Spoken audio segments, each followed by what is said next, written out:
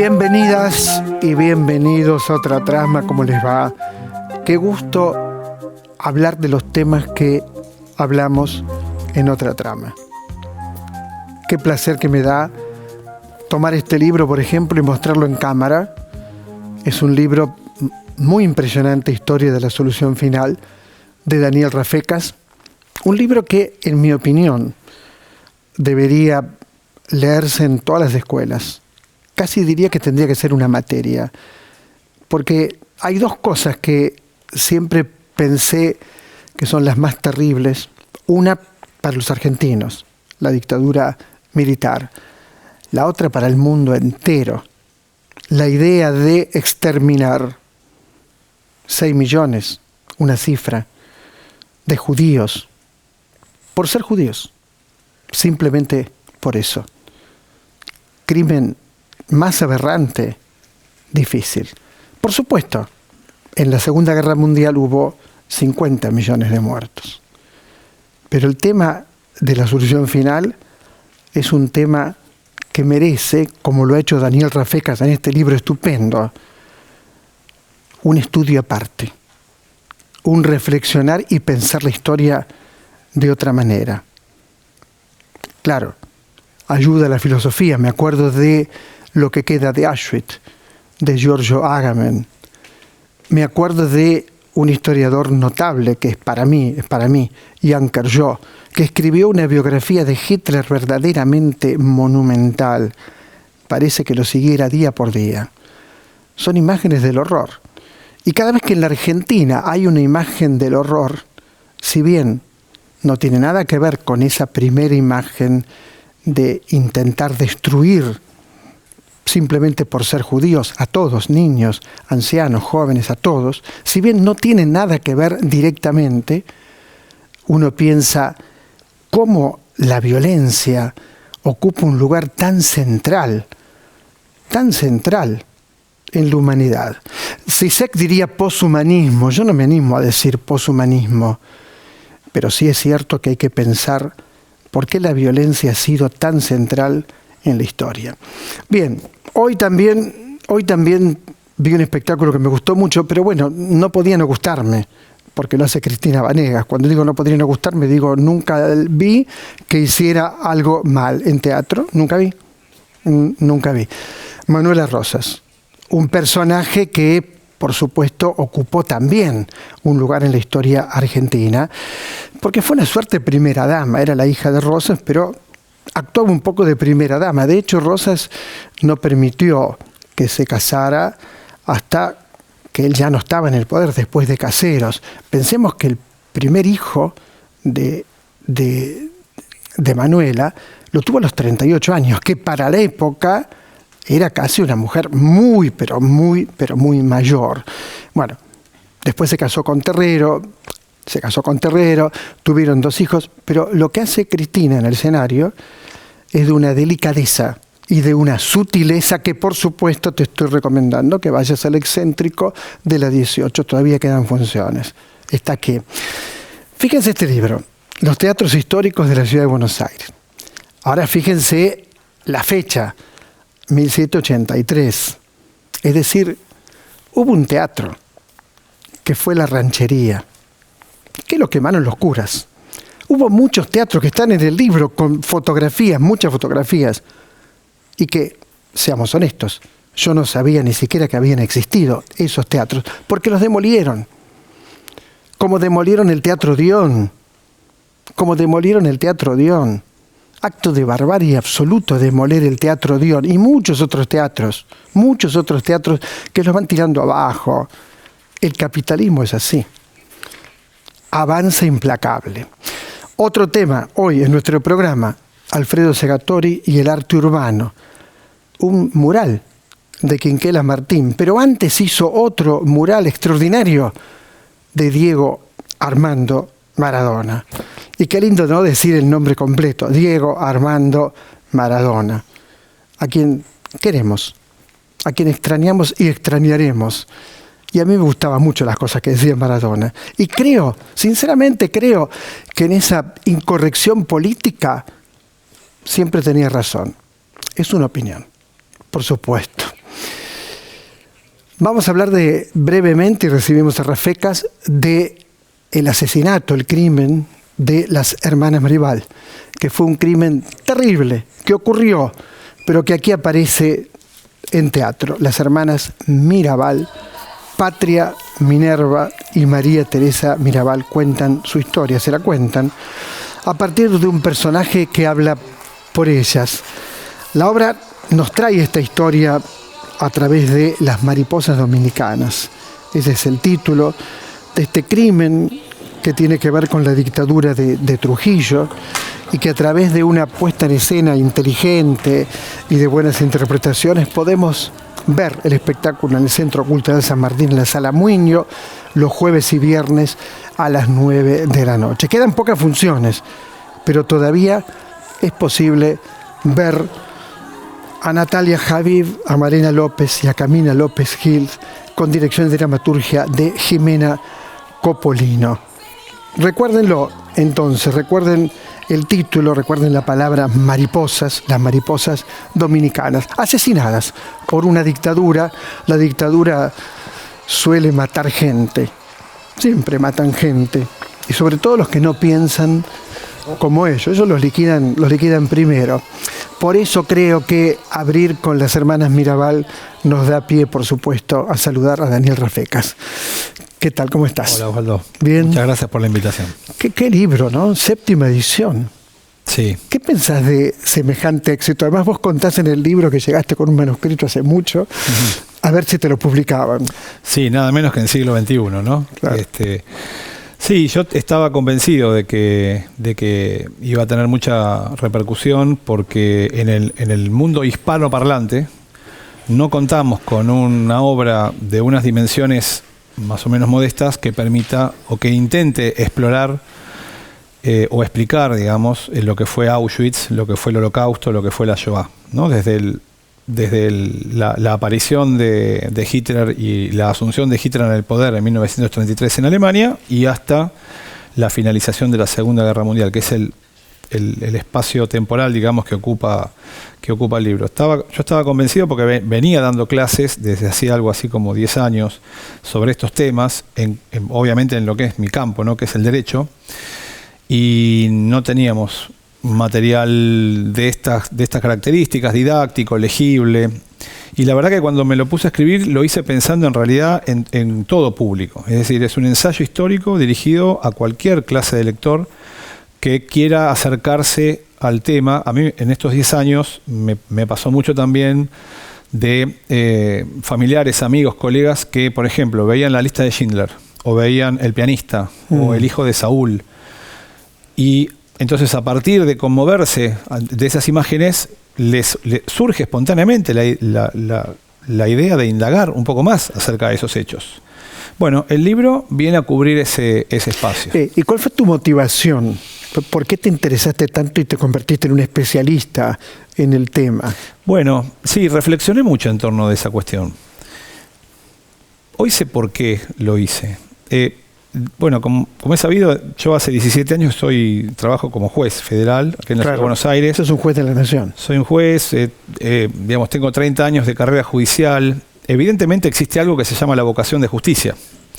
Bueno, la Shoah, cuando uno la estudia un poco más en profundidad, constituye el crimen masivo más injusto en la historia de la modernidad. Porque a esos 6 millones de víctimas, como vos recién decías muy bien, Osvaldo, niños, ancianos, sin importar si eran de derecha o de izquierda, asimilados, ateos, sionistas, por el hecho de ser judíos fueron llevados a fusilamientos o a cámaras de gas. Lo hicieron los nazis, los perpetradores, lo hicieron sobre la base de una larga lista de acusaciones a ese pueblo que desde la primera hasta la última eran absolutamente falsas. Entonces, desde esa perspectiva fue una condena general absolutamente injusta que desde la perspectiva de la vocación de justicia a uno lo indigna hasta lo más profundo. Y por lo tanto es desde ese lugar que a mí me llevó a acercarme a este tema y bueno, estar trabajando en estos temas en ámbitos académicos, de investigación, desde hace muchos años. En tu libro se nota una preparación, digamos, en la época de demonización Primero, demonizar, y un punto de no retorno, me parece a mí, leyendo el libro otra vez, porque lo había leído hace años, un punto de no retorno a partir de la noche de los cristales rotos. Sí. Ahí uno siente que ya no hay retorno. Es más, me sorprendió, pero después entendí que el mismo Hitler detiene 200 y pico, creo, de sinagogas, creo que nombrás, incendiadas, bueno, cientos y cientos de negocios. Ahí ya no hay retorno. Ahora, primero fue necesario demonizar. Sí. Digo, salvando las distancias, siempre las dictaduras sobran igual. Sí. Es una gran enseñanza. Digo, la palabra subversivo, la palabra delincuente, ya está. Sí. ¿No? Es una gran enseñanza que nos deja el estudio de la Shoah, como también del estudio del terrorismo de Estado en la Argentina. Y en general, en términos comparativos, todos los procesos genocidas del siglo XX, para dar un ejemplo, participan de esa misma secuencia. No hay, te diría, Osvaldo, que de la experiencia del estudio de la Shoah, por ejemplo, no hay genocidio posible sin la construcción previa de un enemigo a través de discursos del odio. El régimen nazi, desde el año 33 que asume Hitler, y hasta por lo menos el inicio de la Segunda Guerra Mundial, en el 39, va a estar 6 años y medio todos los días bajando discursos del odio por los medios públicos, a través de los canales educativos formales, con panfletos, con libros, con películas de cine, en la radio, con los discursos de los principales oradores del Reich, todos los días durante 6 años y medio diciendo los judíos son culpables de esto, los judíos son culpables del otro, son nuestros enemigos, son ellos o nosotros. Bueno, finalmente cuando llegó el momento de poner en marcha la solución final, que era el exterminio de todos los judíos, la burocracia, los cientos de miles de perpetradores estaban preparados mentalmente para llevar adelante esa empresa que se llevó adelante de una manera asombrosamente eficiente, ¿no? Y con una velocidad que realmente hiela la sangre. Lo único que nunca voy a entender es yo diría, plus de goce. Nunca voy a entender la brutalidad, el empeño, la fascinación por la muerte que pusieron sus hacedores. Sí. Sí, había algo que está en las películas, ¿no? Está en Noche y Niebla, está en la lista de Schindler que vos nombraste.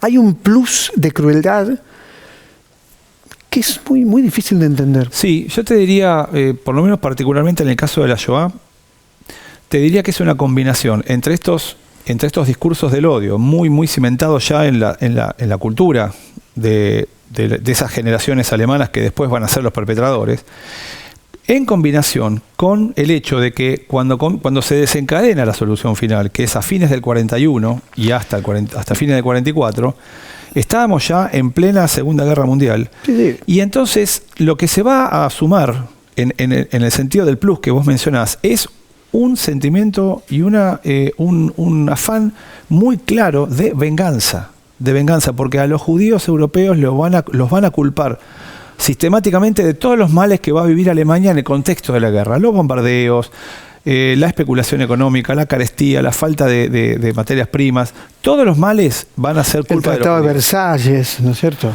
Bueno, pero digo, en el marco de la guerra, ¿no? O sea, los judíos eran los enemigos internos. Goebbels, Heydrich, Himmler, el propio Hitler, al unísono decían, nosotros tenemos 2 enemigos. Tenemos un enemigo en el frente de batalla, es el enemigo externo, que hay que aniquilar, y tenemos un enemigo interno, que es el judío, al que también tenemos que aniquilar, con el mismo ímpetu y énfasis.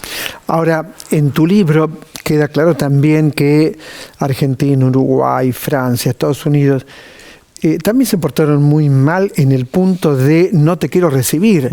Hay relatos en tu libro de un barco que llega a un lugar, no, acá no te queremos, allá tampoco. Sí, el Saint Louis. Bueno, es terrible también la falta de solidaridad que hubo en ese momento, ¿no? Después, bueno, Madagascar, Siberia, ¿no? Inventar lugares, digo, una demolición del ser humano, un intento de demolición de la comunidad judía. Sí, claro. Bueno, por un lado, digamos, a partir de tu comentario, ¿no? Sí, hay una página muy poco feliz de Occidente, en los últimos, yo diría en el último año previo al inicio de la guerra, en donde Occidente tuvo la posibilidad de rescatar a unos 250.000 judíos austríacos, alemanes y checos, que estaban pugnando por escaparse después de la Noche de los Cristales. Claro. Entre noviembre del 38 y septiembre del 39, incluso se hizo una conferencia en la ciudad de Evian, en Francia, y no se llegó a ningún acuerdo. Y era cuestión de que cada país se llevara una cuota de entre 15.000 y 20.000 refugiados. No era nada para Australia, para Canadá, para la Argentina, para Brasil, para México, para Estados Unidos. Y no se llegó a nada. Y esos 250.000 judíos del Reich terminaron siendo deportados al este, como yo cuento, y de los guetos de Minsk, de Riga, luego fueron parte de, ¿no? Se desvanecieron. Así que esa es una página así que yo rescato también y bueno, me veo la obligación de comentar. Hay un momento en que se construye, ¿cómo llamarlo? Una fábrica de cadáveres, Auschwitz, sí. Por ejemplo. Sí. Se construye con un criterio racional. Sí. O sea, sí, un criterio racional. Se elabora, se piensa, se contrata, se compra. Sí. Es decir, una complicidad de la mayoría de la población civil en eso. Hay una cifra aterradora que en alguna parte del libro aparece, después que Hitler invade Austria, la anexa. 100% de aprobación por parte, él hace un plebiscito o una votación, Sí. Vos hablás de un 100%. Claro, obviamente que estábamos en el marco de un régimen ya totalitario y esas elecciones estaban completamente amañadas y direccionadas, ¿no? A partir de cómo estaban redactadas incluso las boletas, ¿no? Con un ya grande y un nine muy pequeño, claro, ¿no? Para empezar, pero más allá de eso era bastante evidente que la mayoría del pueblo austriaco miraba con admiración a la Alemania de Hitler y proclamaron y recibieron con los brazos abiertos al Führer en marzo del 38 cuando se produce el Anschluss.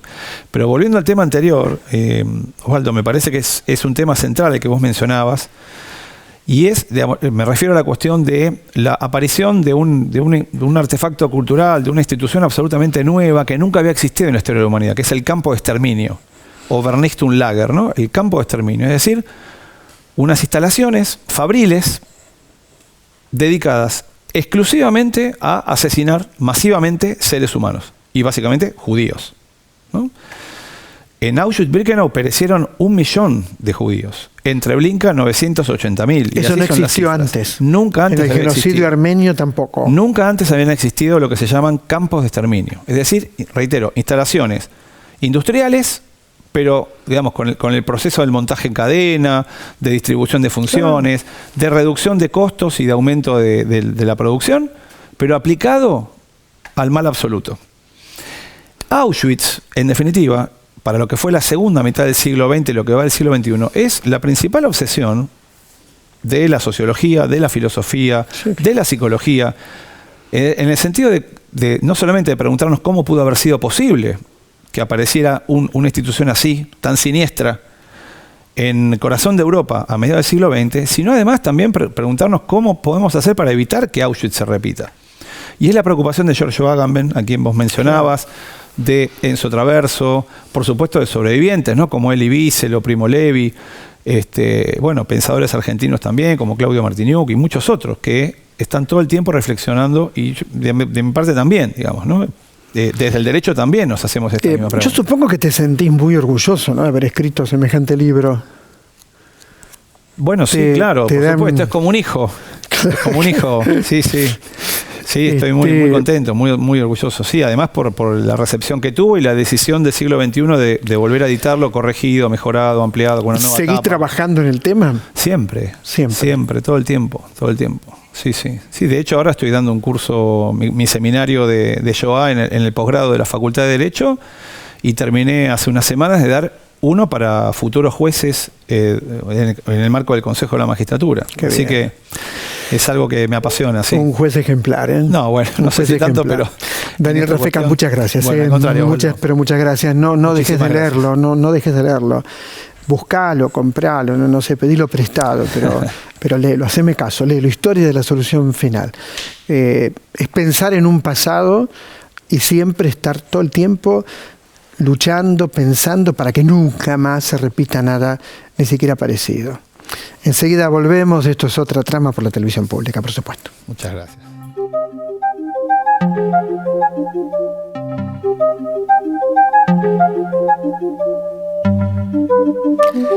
Qué lugar tan impresionante para la historia del teatro argentino, para la historia del teatro independiente argentino, que es el Excéntrico de la 18. Y uno dice, Excéntrico de la 18, ¿y qué es lo que dice? Cristina Vanegas, ¿cómo va? ¿Cómo estás? ¿Cuántos años cumple el Excéntrico? ¿30? 35 este año. Sí, sí. Qué impresionante, ¿no? Sostener 35 años, Sí. un teatro tan jugado, ¿no? Tan vinculado con el arte, ¿no? Un gran trabajo, sí. Y hemos sido pioneros también en ese modelo de espacio, ¿no? Ahora somos cientos. Más allá de que en la pandemia varios espacios tuvieron que cerrar, lamentablemente, pero bueno, somos muchos. Y es donde creo que se produce el mejor teatro. Sin ninguna duda, sin ninguna duda. Sí. Me gustó mucho Manuela Rosas, me gustó mucho. Tu trabajo es imposible, como yo decía, no hace falta. Cristina Vanegas nunca va a estar mal, ¿no? Pero además hay un trabajo de puesta en escena, hay un mago ahí con una arena que me dejó mudo. Sí. Y el personaje, Manuela Rosas y sus cartas. Pero te escucho, contanos. Sí, bueno, esto empezó así, fue... Lidia González, que es historiadora y es cuñada de Liliana Herrero, encontró estas cartas inéditas de Manuela Rosas. Son 11 cartas del exilio en Londres, de los 20 años de exilio. Y Liliana Herrero, a Graciela Camino, la directora de Manuela, que también es muy amiga de Liliana, igual que yo, nos propuso, ¿por qué no hacen algo con estas cartas? No sé, ¿qué les parece? Esto antes de la pandemia.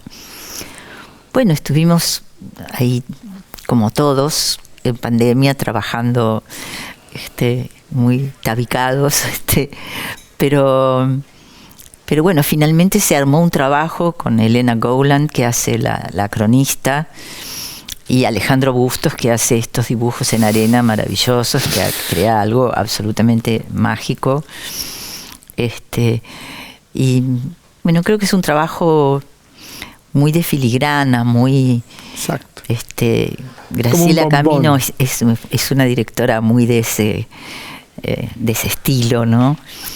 Y bueno, tuvimos la suerte de tener un equipo, bueno, Marcelo Cuervo en el diseño de luces, Buen Chilazo en la música, Jazmín Titiúnic en la parte de fisicalidad. Ahí estás vestida de época bailando con un hermoso vestido colorado, no podía ser de otra manera, siendo la época de Rosas. Y con un peinetón increíble. Peinetón, que era tan importante en la época, ¿no es cierto? Y el peinetón tiene la imagen de Rosas también, está todo calado. Lo hizo el hijo de Graciela Camino, Becho Lobianco, que es un genio. Ahora, bueno, ¿qué lugar que tuvo que ocupar Manuela, ¿no? Cuando yo decía en la presentación del programa que Rosas no la dejaba casar, creo. No. Por lo menos de lo que he leído en la historia. De hecho, no fue a su boda y no le habló durante varios meses. Claro. Pero bueno. Le dio lugar de primera dama después de la muerte de su mujer. Después de la muerte de Encarnación Escurra, que fue también una gran personalidad, una gran figura política. Manuela, durante unos 15 años más o menos, estuvo encargada de la diplomacia y fue una especie de primera dama. Tenía talento. ¿No? Yo pienso que sí, que era una persona muy inteligente. Sí, por lo menos de lo que yo he leído, leí la biografía de María Rosa Lojo. Ajá. Y leí varios libros, ¿no? Y ella manejaba muy bien lo diplomático, era como un encanto manejando lo diplomático. Pero después la parte que vos tomás en la obra es la parte de su dolor, del exilio, del sufrimiento, de pocos medios económicos, de esperar al marido que no sé dónde estaba, pero no estaba en ese momento. El marido iba y venía de Argentina a Londres, tratando de recuperar algo de todos los bienes perdidos, cosa que no ocurrió. Y allí en Londres nacieron los 2 hijos, a los 38 años de Manuela y a los 41 años el segundo hijo. Los inglesitos, como ella lo llamaba. Pero además de los inglesitos, ya 38, 41 para la época, pero... Rarísimo. Pero es rarísimo. Una mujer muy grande para la época, 40 años. Muy. Era demasiado, ¿no es cierto? Sí. Pero bueno. ¿Y cómo es vivir adentro de ese personaje? ¿Cómo te resultó? ¿Qué pensás de las cartas? Son cartas preciosas, porque son cartas en donde aparece la intimidad de 2 amigas entrañables, pero además también aparece, digamos, sobre fondo de lo que va ocurriendo, tanto en Argentina, con la fiebre amarilla, el cólera, en fin, como también en Inglaterra, digamos, cuando a Rosa se le incendia toda la chacra que tenía alquilada, que no era ni siquiera de él, ¿no? Que tiene un la seguro. Muerte de Rosas, que tiene un seguro que Máximo Terrero, el marido de Manuela, le había aconsejado que tuviera. Impactante lo de la fiebre amarilla, ¿no? Lamentablemente tan digamos cerca de la contemporaneidad, ¿no? En cuanto a otro tipo de fiebre, pero sí. Porque ahí nace como hay todo un desplazamiento, ¿no? De sí. Los ricos del sur que se van a vivir al norte. Exactamente. El cementerio de la Chacarita que se forma a partir de la fiebre amarilla, ¿no?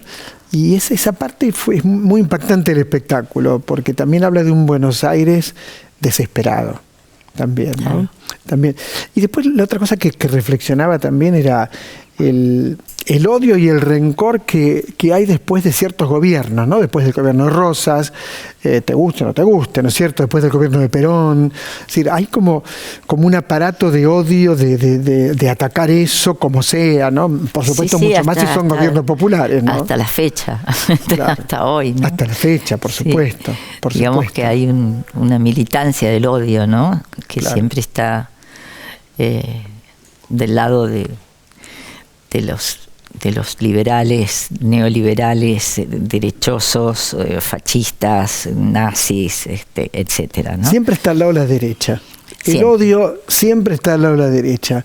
Siempre el rencor, el odio, el demonizar al otro, el perseguir. El odio de clase. El odio de clase. El odio de ¿no? clase, ¿no? El odio hacia el otro, ¿no? Y en general, bueno, claro, en general tienen el poder económico, ¿no? Y eso es fundador de odio. Y logran tener una influencia en la ideología, ¿no? Exactamente. Marx decía que la ideología de las clases dominantes es la ideología que se impone. ¿No? Es decir, han hecho un trabajo siempre muy interesante en ese punto, exactamente, ¿no? de construir una ideología y de construir una subjetividad también, ¿no? Eso, exactamente. De construir una subjetividad que ahora lo hemos visto en las PASO y lo hemos visto, ¿no? De cómo en el gatillo fácil. El gatillo fácil, ¿no? Todos tenemos que estar armados, todos. Una locura. Terrible. Disparate, ¿no? Terrible. Pero bueno, creo que nuestro país es un país en América Latina pionero en cuanto a los derechos sociales, en cuanto a las leyes, en cuanto a los derechos humanos, fundamentalmente, ¿no? Las madres, las abuelas. Exactamente, ¿no? Y eso creo que bueno, y eso es muy fuerte. Muy fuerte, es muy poderoso en cuanto a lo real, lo concreto y lo simbólico, ¿no? De lo que significa un inconsciente colectivo, una historia, bueno, creo lo estamos. Mismo. Creo lo mismo. ¿Cuándo actúas? ¿Días, horarios de función? Los sábados, hasta el primer sábado de diciembre, a las 19 y a las 21 horas. Por Alternativa Teatral, las entradas. Exactamente. ¿Así? Así de simple. Muchas gracias. Quédate donde estás, así nos enloquecen las cámaras. No. Gracias, Cristina Vanegas. Como siempre, un orgullo que estés en Otra Trama. Gracias a vos por invitarme. Muchas gracias. Cambio de lugar, cambio de escenario, porque tengo un libro que me trajo teatros que yo no sabía que existían algunos de esos teatros. Bueno, la ranchería la quemaron. En fin, fue terrible lo que hicieron con los teatros. Pero esto que has hecho es muy, muy bueno. Cora Roca, contame cómo se fue haciendo este libro. Vamos a poner imágenes mientras hablamos para que se vean estos lugares. Tardé 3 años. 3 años. Porque no encontrar las fotos ni las épocas. Yo primero investigué y había de 1783 a 1930 153 teatros en la ciudad de Buenos Aires. 153. 153. ¿Cuál queda? ¿El Liceo? Queda el Liceo, exactamente, 1872, gracias a Rothenberg, porque ya estaban vendiéndolo para no sé qué cosa. Y ahí apareció Carlos Rothenberg y dijo, vamos a salvarlo siempre. Imagínate esa esquina en Rivadavia y Paraná, maravilloso. Ahora, iba a romper todo el criterio de la Avenida de Mayo que yo amo y que muchas veces paso y digo, ¿cuánto van a durar esto? Ya van a enchufar una torre aquí. Bueno, tiraron abajo el Teatro Dion. El Teatro Dion, sí, con consentimiento total de Menem. Por supuesto, fue Menem el que lo tiró abajo. Y Grosso fue Menem y Grosso, claro que sí, claro y que lo sí. tiraron. Claro que sí. Y el teatro... Y no hicieron otro teatro ahí, no, son unos mentirosos, son unos mentirosos. Pero Menem tiene la culpa. Por supuesto que Menem tiene la culpa. Porque Menem la aprobó que se pueda vender. Claro, un negocio. Un negocio, con Grosso. Exactamente. ¿No? Estamos viendo imágenes de esos teatros que ya no están, ¿no es cierto? Empezando por ese teatro de la ranchería que quemaron los curas, ¿no? Yo te cuento cómo fue el sistema de la quema, porque yo lo averigüé muy bien. Dice que lo quemaron. Había una iglesia cerca que estaba festejando un santo. No sé cómo se llama, el responsable de la iglesia, un cura, decía que era el pecado, que llegaba al pecado, que estaba totalmente en contra de ese. Y un día festejando el santo de él, mandó un cohete a la ranchería. Y eso es clarísimo porque el virrey... De casualidad mandamos un cohete y quema la ranchería. Es decir, entonces, termina con la prostitución. El virrey lo destituyó y lo mandó a una iglesia en Loma del Demonio. No se sabe todavía a dónde. Si lo mandó a Córdoba, pero lo debe haber hablado con los jesuitas, las misiones que estaban ahí. ¿Cómo conseguiste un material fotográfico tan importante? ¿Cómo lo conseguiste? Mira, acá tiramos todo, rompemos todo. A nadie le importa nada. No hay archivos. Estás peor que yo. Sí, la verdad que me vuelvo loca porque no hay archivos directamente. Y por ley, todos los escenógrafos de todas las épocas de los nuevos teatros tienen que quedar al archivo. Entonces, si fuera así, es lindísimo, porque yo voy al archivo, lo pido, lo levanto, lo fotografío bien y lo reutilizo como pasó acá. Bueno, el asunto es recorrer los tachos de basura, más o menos. Más o menos. Y ahí encontraste estas imágenes que estamos poniendo al aire. Todas esas imágenes. Bueno, momentito. La mayor cantidad de imágenes, ¿de dónde las saqué? De la Biblioteca Nacional de España. De España. Claro. No me digas eso. Y porque España... Mentime que me gusta, como el libro de Víctor Hugo Morales. Mentime que me gusta. No me digas eso. ¿Cómo de España y no la nuestra? Porque acá no hay. No hay. No hay. Vas al Colón, no se sabe dónde están, no te dejan entrar. El San Martín no, porque no sé qué. Pero esto es independiente de la pandemia, ¿eh? Obvio que es independiente. Esto siempre es así. Ahora hay teatros que ya no están más. No, lo que te quería decir... Teatro Nacional de la calle Florida, ¿no está más? Sí, precioso. Pero no está más. No está más. No está más, claro. No está el Teatro más. La Victoria. Tampoco está más. Es un milagro que haya encontrado esa foto. Pero el tema es que, francamente, yo no los entiendo los argentinos. Yo soy argentina.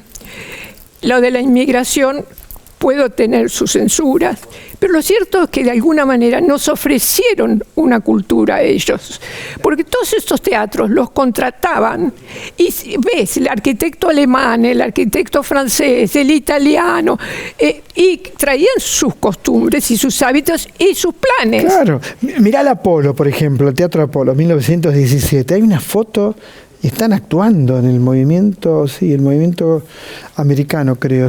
No, perdón, el movimiento continuo. Están actuando. Esta foto es un de Discépolo. Es una maravilla también esta foto. Sí. O sea, pero bueno, atrás yo puse fuentes gráficas y anoté todo de dónde lo saqué. pero es ir a mendigar, ¿no? Lo tengo acá, Enrique Muiño, mira, Enrique Sí. Muiño, qué maravilla tener a Enrique Muiño acá para los que amamos el teatro del año 1906, ¿no? Locos de Verano, claro, Locos de Verano de Gregorio Laferrer, claro, exactamente. Exacto, sí, fue Bueno, pero esto es parte de lo que has hecho toda la vida, ¿no? sí, tan fuerte como esto, no. No hubo. Pero sí, Franco me costó mucho conseguir los bocetos, todos de Franco. Y en general, es muy difícil. Los escenógrafos argentinos, recién a partir de Franco, empezó a haber escenografía argentina. Mientras tanto, acá estaban escenógrafos italianos. La gran mayoría de escenógrafos que llegó al país en el siglo 1800 y pico, y ahí están todos los datos, eran escenógrafos italianos. Nosotros no había nada. Es lógico. Ahora, qué bien que Eudeva te abrió la posibilidad. Sí, ¿no? por supuesto. Qué bien, ¿no? 1783, 1930, un registro único. Este registro es Sí, único. no hay más nada. Por eso quería que estuvieras en el programa, quería mostrar Sí, el libro. sí. El No hay libro, más nada, ¿El libro se vende, se consigue, No está en las sé. librerías? No, Debe sí, estar, vos decís sí, Eudeva se debe vende. estar, ¿no es cierto? Está en las librerías más grandes, la Cheni, Ateneo, Cúspide, pero la librería José Hernández, la de Corrientes y Uruguay, ellos lo tienen. Te felicito, Cora Roca. Pero muchas gracias por haber estado en el Sí. programa y muchas gracias por este libro, que para mí es un tesoro. Yo tengo una mesa ratona ahí en mi casa y está ahí arriba. Entonces, todos los días lo miro. Sí, miro pero un tengo teatro, datos muy miro interesantes. otro teatro, leo. Claro. Leo los datos que vos tenés, que nadie tiene, que has conseguido. No, simplemente he ido a golpear puertas y mostrarme todo lo que tenés, no tienes nada. Y bueno, quiero decir, me conecté con la Biblioteca Nacional de España, que tenía un registro de todas las compañías españolas que había. Eso me mata. Cora Roca, muchas gracias. Bueno, muchas gracias. Esto es a vos Otra también. Trama, libro maravilloso. Qué bueno es hacer un programa donde reunimos cosas que nos apasionan tanto. Estaba pensando eso recién. Ya volvemos, tenemos un gran artista urbano. Tenemos a Quinquela Martín, de alguna manera presente hoy en nuestro programa a través de un mural. Ya lo vamos a ver. Enseguida volvemos.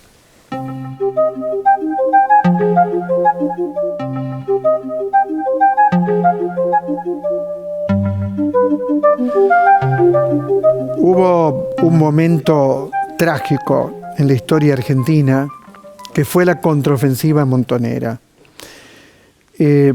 Uno puede preguntarse y puede decir muchas cosas.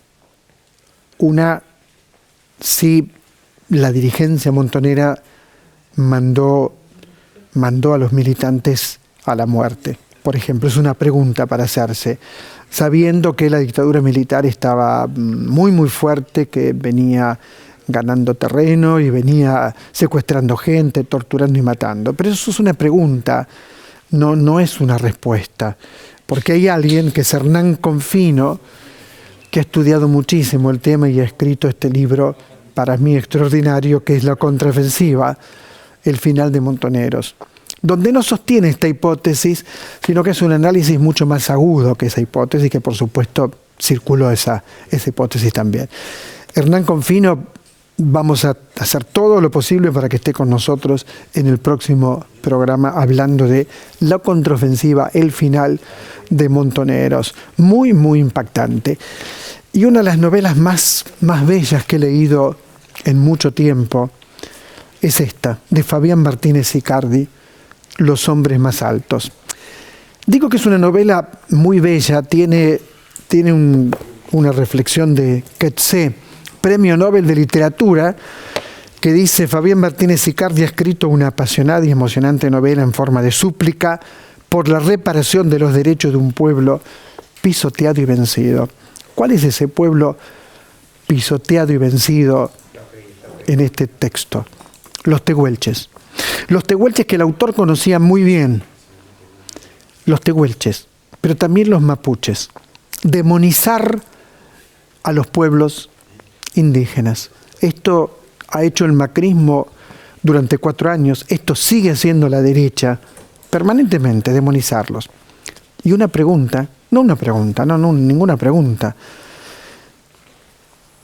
El terrateniente más grande de la Argentina es Benetton. Entonces, lógico, claro, ven un mapuche y toda la derecha vienen a quitarnos las tierras. Ellos masacraron al pueblo mapuche, masacraron al pueblo tehuelche, y ellos le quitaron las tierras a los pueblos originarios. Esto fue lo que ocurrió. Y este libro narra el horror con enorme belleza, porque Sicardi es un escritor, es un gran escritor, y por eso lo recomiendo con tanta pasión. Y una pregunta más te hago, pero te la respondo yo. John Lewis es un terrateniente inglés.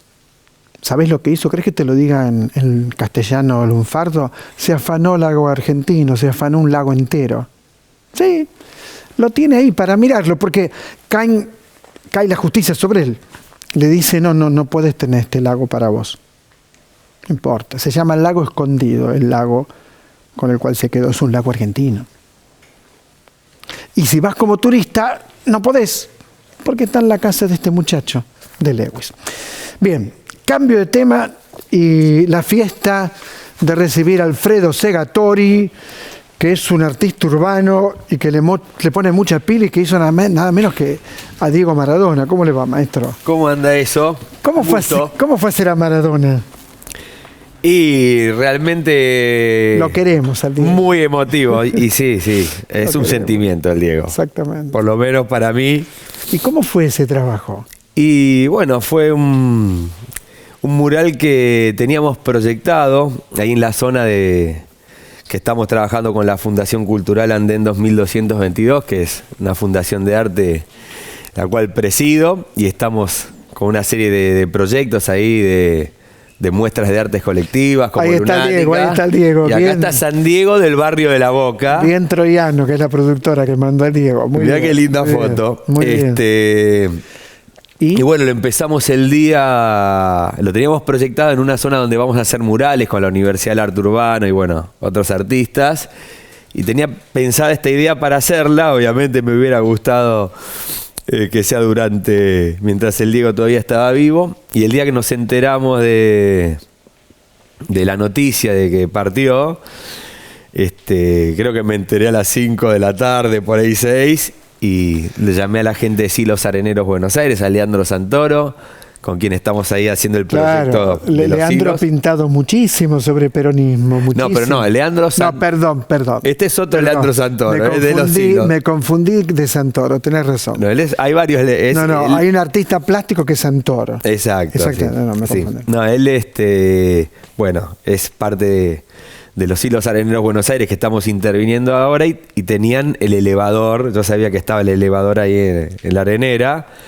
Y cuando me enteré de la noticia lo llamé y le dije, Leandro, falleció el Diego, ¿te enteraste? Bueno, me imagino como todo el mundo. Pero ¿cómo se hace esto? Contame cómo se hace, a mí que soy un ignorante. ¿Cómo se hace? Y bueno, primero parto de una idea, ¿no? La idea de hacerlo al Diego como con el cetro y como una suerte de santo del barrio de La Boca. Boquita ahí. Ese día vino Paula, que es mi chica. Cuando le dije, ya estaba haciendo la comida en mi casa de la 6 de la tarde, no, arrancamos ahora, no, pará, no. Bueno, la convencí, se vino, agarramos una compu, busqué una imagen de un rostro que me gustara del Diego y elegí este rostro que es parte de una foto que está con Messi, están los dos abrazados.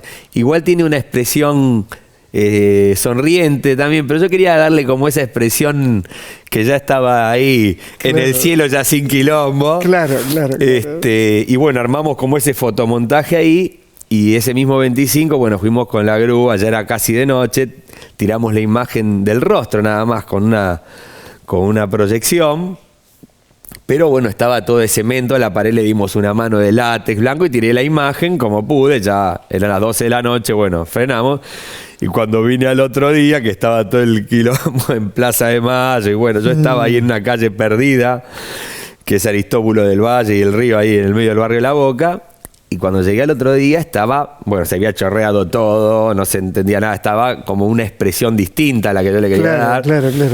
Y estuve todo el día tratando, ¿viste? Y no salía, en una se me corrió el ojo, ¿viste? Le estaba dando ahí con la imagen, que tenía la fotocopia impresa, que se estaba riendo. Yo decía, Diego, no te me cagues de risa, pará un poco, ¿viste? Claro. Y estuvimos ahí todo el día y pasaron unos amigos, ¿viste? Otros artistas que... Y ahora Quinquela. Quinquela Martínez.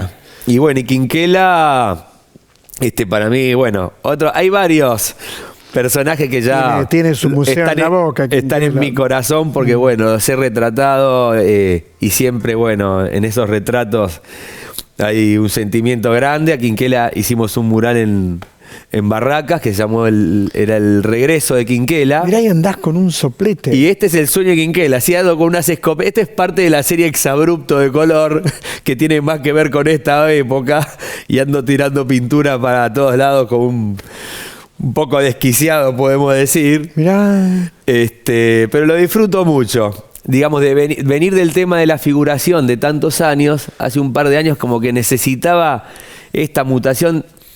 Ya como no consensuar tanto la imagen con los clientes. ¿Y qué vas a hacer el próximo sábado, creo? Claro, el sábado 27 inauguramos la primera etapa de este proyecto, que bueno, hicimos la intervención en los Hilos Areneros Buenos Aires, y en uno de los laterales de los hilos está el rostro de Quinquela, que bueno, lo empezamos a hacer en dibujo, y después le empecé a hacer apliques de chatarra, porque trabajo también la línea de arte y reciclaje.